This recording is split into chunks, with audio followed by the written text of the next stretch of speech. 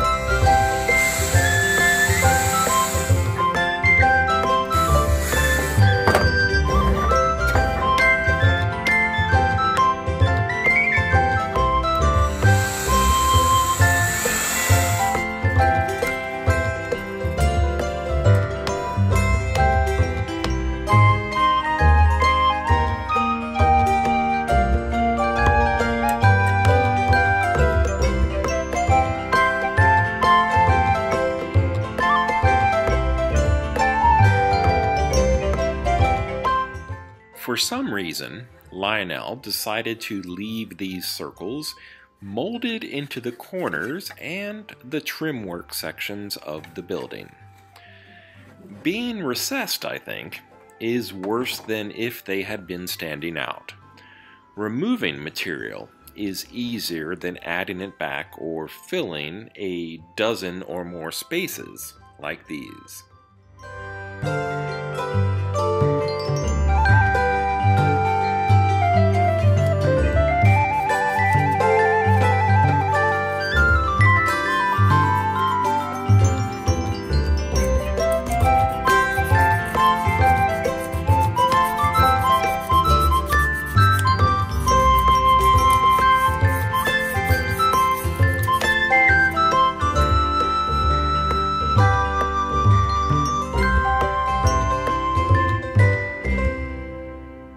Look at the size of the Rico Station model kit, also from Lionel.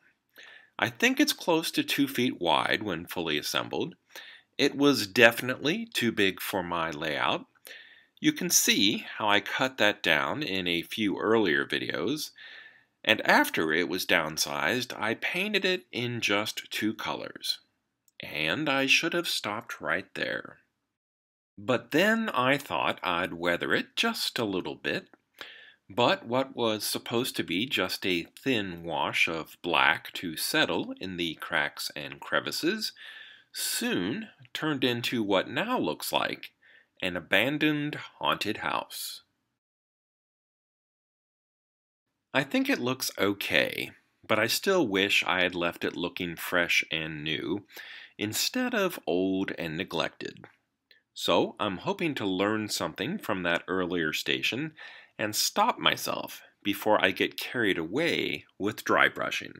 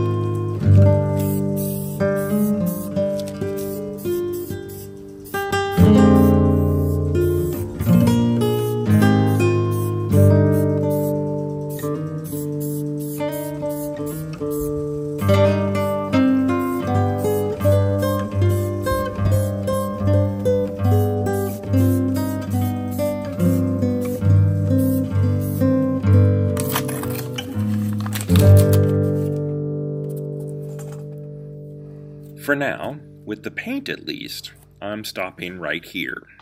But there are still a few more details I'd like to add that will give this building character without making it look run down. These little light fixtures are from eBay, and they were pretty cheap. They run off of 3 volts of direct current. Anything more than 3 volts will make them go off like a flashbulb, and they're dead.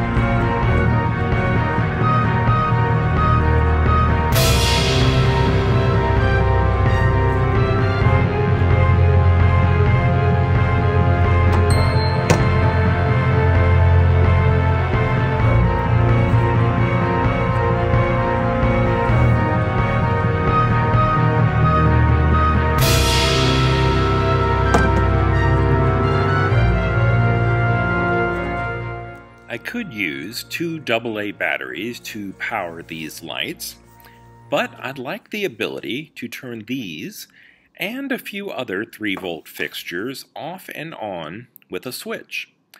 I also don't want to keep buying and changing batteries, so I found a 3-volt adapter on eBay.